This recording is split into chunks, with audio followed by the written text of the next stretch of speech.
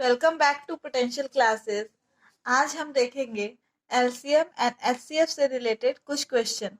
उससे पहले हम लोग देखते हैं फैक्टर और मल्टीपल किसे कहते हैं, क्योंकि एचसीएफ एंड एलसीएम पढ़ने से पहले हमें ये देखना जरूरी है कि मल्टीपल और फैक्टर के बीच में बेसिक डिफरेंस क्या क्या होते हैं। तो फैक्टर ऐसे नंबर होते हैं if a number a divides b exactly then remainder r is equal to 0। मतलब कि अगर एक नंबर a है, वो अगर b को डिवाइड करता है तो उसका r क्या आना चाहिए, 0 आना चाहिए। तब हम लोग क्या कहेंगे, a b का फैक्टर है, a is a factor of b। अब मल्टीपल किसे कहते हैं? मल्टीपल और फैक्टर के बीच में रिवर्स रिलेशन होता है। a is a factor of b and b is a multiple of a। ये हम लोग एक एग्जाम्पल के थ्रू समझेंगे। Let 12 is divided by 2, then 2 divides 12, 2 6 are 12, and we get remainder r is equal to 0. In this case 2 is a factor of r, 2 is a factor of 12,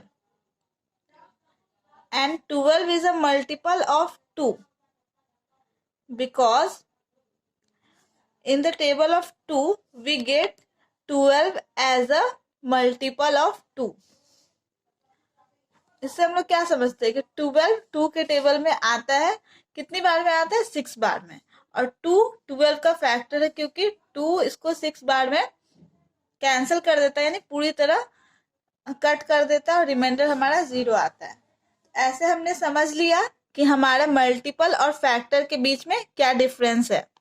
तो चलिए अब हम लोग देखते हैं कि एचसीएफ किसे कहते हैं। तो यहाँ हम लोग डिफिनीशन को पहले देखते हैं। HCF a greatest common factor of two or more number which divides them each of them exactly means HCF ऐसे दो नंबर होते हैं जिनके जो मान लीजिए A और B का HCF समथिंग X आता है, तो ये X इन दोनों नंबर को एग्जैक्टली डिवाइड करेगा। मतलब कि अगर हम x को a से डिवाइड करेंगे तो भी हमारा रिमाइंडर 0 आना चाहिए, और अगर हम x को b से डिवाइड करेंगे तो भी हमारा रिमाइंडर क्या आना चाहिए, 0 आना चाहिए। तो इन दोनों का जो एचसीएफ होगा वो एक कॉमन फैक्टर होगा इन दोनों का, मान लीजिए वो x होगा। जब हम लोग इस x से a को डिवाइड करेंगे तो भी हमारा रिमाइंडर क्या आना चाहिए, 0 आना चाहिए, और इस x से जब हम लोग b को डिवाइड करेंगे तो भी हमारा रिमाइंडर क्या आना चाहिए, 0 आना चाहिए। तो चलिए अब हम लोग एक एग्जाम्पल के थ्रू इसको समझते हैं। एग्जाम्पल फर्स्ट हम देखेंगे, find the HCF of 24, 45 and 60। तो पहले हम इसे को प्राइम फैक्टराइजेशन थ्योरम से इसका फैक्टराइजेशन निकालेंगे। क्या है हमारे पास, 24, 45 एंड 60। सबसे पहले हम लोग 24 का प्राइम फैक्टराइजेशन निकालते हैं। इसको हम लोग 2 के टेबल से निकालेंगे तो हमारा 24 का प्राइम फैक्टराइजेशन आ गया। 45 का हम लोग क्या करेंगे, 3 से इसको डिवाइड करेंगे, इसका भी हमने निकाल लिया। अब हमने 60 का निकालते हैं। इसी मेथड से आप सबका प्राइम फैक्टराइजेशन निकाल लीजिएगा। अब हम लोग इसे एक रो में लिखेंगे ताकि हम लोग इसमें से कॉमन सेलेक्ट कर पाए। 3 इंटू 3 इंटू 5, और 60 के प्राइम फैक्टराइजेशन क्या क्या है, 2 इंटू 2 इंटू 3 इंटू 5। अब हम लोग इसमें से कॉमन को सेलेक्ट करेंगे। इन तीनों नंबर में क्या क्या कॉमन आ रहा है, तो इसमें हम लोग देखते हैं कि 3 कॉमन है, इसमें भी 3 कॉमन है, इसमें भी 3 कॉमन है। लेकिन इन सब में 24 में एक बार 3 कॉमन है, 45 में 2 टाइम्स 3 कॉमन है, बट 60 में भी 1 टाइम्स ही 3 कॉमन है। तो इन तीनों में 3 कितनी बार तीनों में कॉमन है, तो 1 टाइम्स हम लोग देख रहे हैं कि तीनों में कॉमन है। अब हम लोग 2 को देखते हैं। 2 24 में के प्राइम फैक्टराइजेशन में तो है, बट 45 के प्राइम फैक्टराइजेशन में नहीं है, 60 के प्राइम फैक्टराइजेशन में है, लेकिन इन तीनों के प्राइम फैक्टराइजेशन में 2 को होना चाहिए था, जो कि नहीं है। तो 2 को हम लोग सेलेक्ट नहीं करेंगे। अब हम लोग 5 को देखते हैं। 24 के प्राइम फैक्टराइजेशन में 5 नहीं है, 45 में है, 60 में भी है, बट ये 24 में नहीं है। तो हम लोग ने क्या देखा, इन तीनों में क्या कॉमन है, 3। तो HCF ऑफ 24, 45 एंड 60 इज 3। हाँ, तो चलिए हम लोग ने क्या देखा कि 24, 45 और 60 के HCF क्या है, 3 है। तो हम लोग फिर से डेफिनेशन को देखते हैं।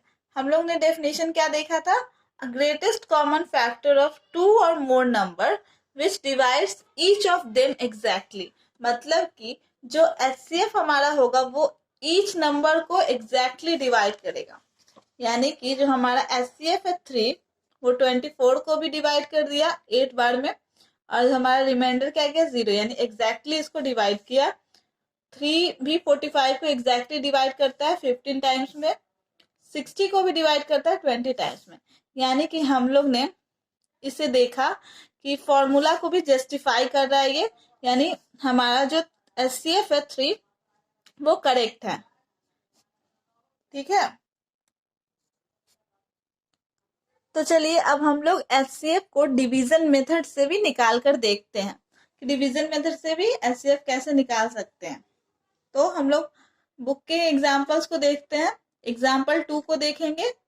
अमॉन्ग हाउ मेनी चिल्ड्रेन में 429 mangoes and also 715 orange be equally divided. मतलब कि हम लोग कुछ बहुत सारे बच्चों के बीच में 429 मैंगोज और 715 ऑरेंज को इक्वली डिवाइड करना है। ठीक है, तो इसलिए हम लोग इसको HCF के मेथड से बनाएंगे और इसमें हम लोग डिवीजन मेथड लगाएंगे। तो हम लोग 429 को, हमारा नंबर क्या क्या है, 429 और 715, तो हम लोग इसको डिवाइड करेंगे। तो हम लोग इसको डिवाइड करते हैं। तो चलिए हम लोग ने इसे डिवाइड कर लिया। अब हम लोग देखते हैं हम लोग ने क्या क्या प्रोसेस अप्लाई किया है।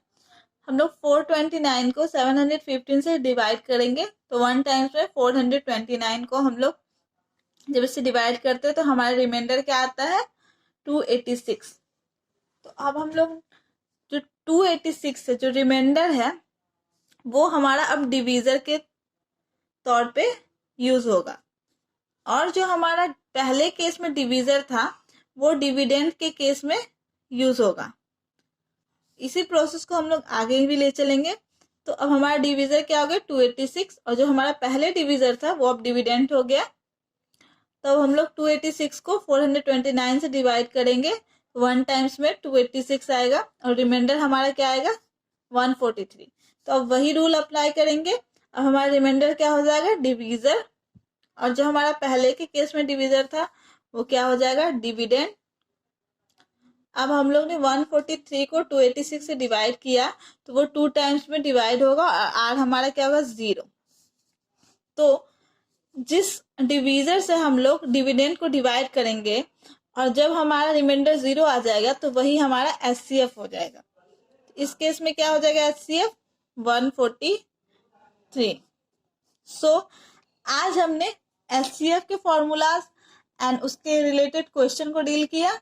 नेक्स्ट क्लास में हम लोग LCM क्या होते हैं उसे देखेंगे और उससे रिलेटेड क्वेश्चन को सॉल्व करने की कोशिश करेंगे। Till then keep studying. I'll see you in the next video.